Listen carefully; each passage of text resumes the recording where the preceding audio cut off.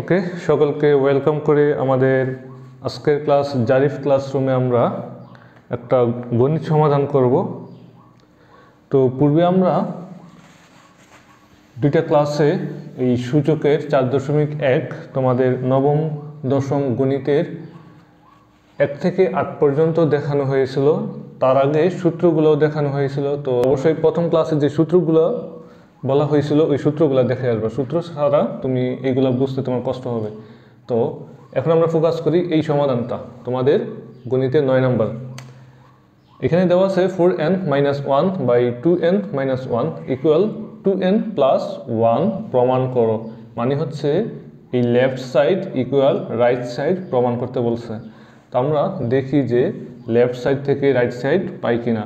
তো আমরা প্রথমত লেফট সাইডে যা আছে তা একবার তুলে নিই। কি আছে? 4n - 1 2n - 1। তো এটাকে কি করা যায়? 4কে 2 স্কোয়ার দিয়ে ভাঙা যায়।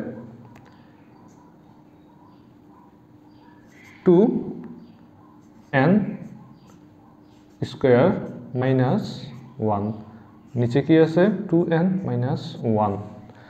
আচ্ছা, 1-এর উপরে যদি স্কোয়ার দেই তাহলে কি 1-এর মানের কোনো পরিবর্তন হয় না।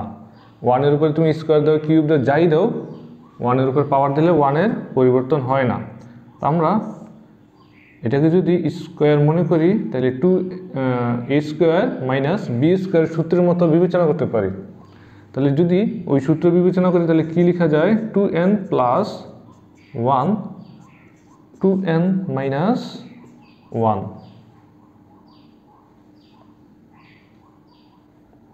নিচে কি ছিল?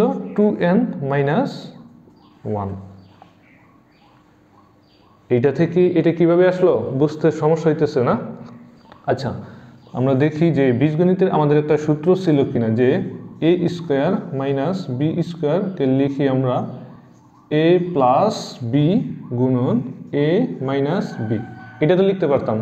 যদি এটা লিখতে পারি, এখানে দেখো যে a কে মনে করছি যে 2n, তার মানে 2n এর উপরে স্কোয়ার, এর উপরে স্কোয়ার, এই যে মাইনাস মাইনাস।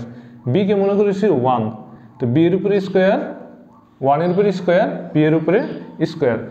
তো এটা থেকে এটা যদি লেখা যায়, আর আমি যদি এখানে 2n কে a মনে করি, তাহলে কি a প্লাস বি গুণন a মাইনাস বি লেখা যায়? হ্যাঁ। তো এখন আমরা আর কি করতে পারি দেখো তো। 2n - 1 উপরে 2n - 1 দুইটাকে কি কাটা যায় উপরে নিচে? যদি কাটি তাহলে আর বাকি থাকে কি? 2n plus 1। এটা কি রাইট সাইড? হ্যাঁ, এটাই তো রাইট সাইড, তার মানে প্রুভড। ঠিক আছে, আমরা তারপরে 10 নম্বর অঙ্কটি করব।